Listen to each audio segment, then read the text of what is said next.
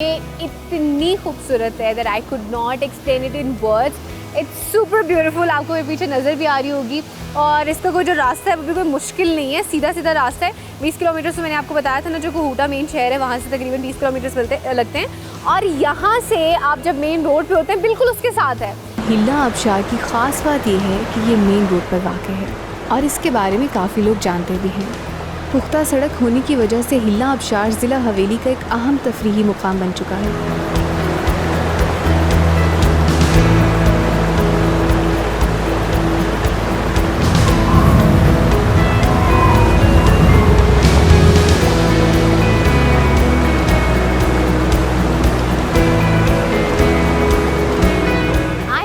To हिला waterfall. सो वो भी इसका जो है ना आसान है, आपको उसके लिए भी कोई हाइक करके या कोई लंबा सफ़र करके भी नहीं जाना पड़ता।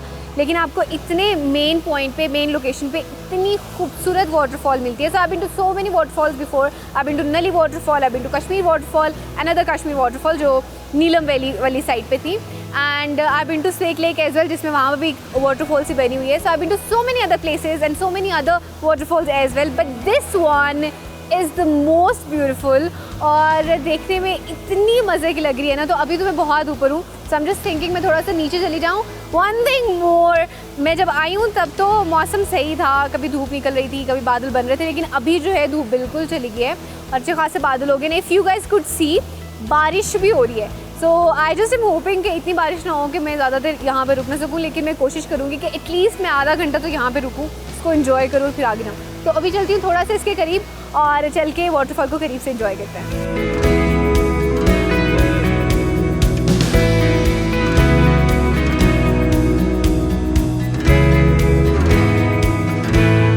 मैं वाटरफॉल के अब थोड़ा करीब आई हूँ और मैं आते अच्छी खासी गीली हो गई हूँ। मेरी बैक साइड जो है ना फुल गीली हो गई है, लेकिन मज़ा आ रहा है। आई एम एंजॉइंग इट, क्योंकि इस तरह का जो व्यू है और इस तरह की जो इन्जॉयमेंट आपको कभी कभी मिलती है। बिकॉज मज़े की बात हुई है कि बारिश होना शुरू हो गई ना, तो मैं बारिश को और ज़्यादा इन्जॉय करी हूँ।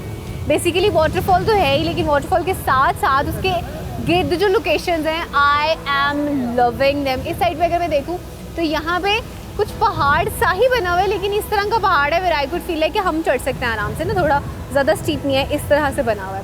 सो this is a beautiful place to go and have fun over there as well. और अगर यहाँ पे सामने बात करें तो यहाँ पे एक ब्रिज जा रहा है और ब्रिज बहुत खूबसूरत है। उसके नीचे से ये जो आबशार का पानी जाता है वो दरिया में बह रहा है और सामने का व्यू भी बहुत खूबसूरत है। इतने खूबसूरत नीट एंड क्लीन बड़े बड़े से पहाड़ आपको नज़र आते हैं और उनके ऊपर इतने खूबसूरत खूबसूरत से दरख्त नज़र आते हैं।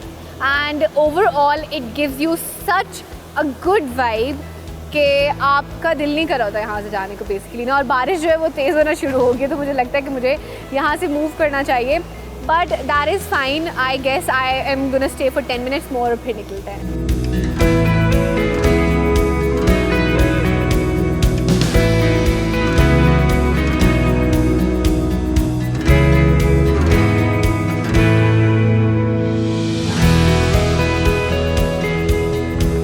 मुझे कोई आधा पौना घंटा हो गया यहाँ पे वाटरफॉल पे, और मैं इसी बारिश में, हल्की हल्की बारिश में, और फिर एकदम से थोड़ी कम हो जाती थी, इसी में मैंने इसको एंजॉय किया। मुझे तो बहुत मज़ा आया है। And this is one of the beautiful places of Kashmir as well. और यहाँ पे मज़े की बात ये है, एक फर्स्ट ऑफ ऑल रास्ते का इशू होता है।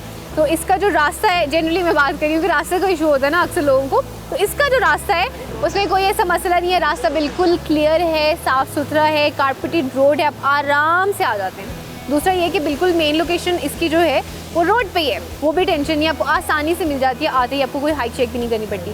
और तीसरा ये कि जब आप ऊपर आते हैं तो आपको रास्ते में काफ़ी सारी खाने पीने की जो चीज़ें हैं उसके लिए शॉप्स जो हैं वो मिल जाती हैं।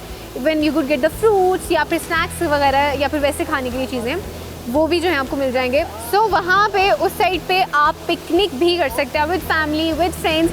So it's a must visit place. आप जब भी कश्मीर आएँ और हवेली डिस्ट्रिक्ट आएँ स्पेसिफिकली, तो आपने हिला वाटरफॉल लाजमी आना है।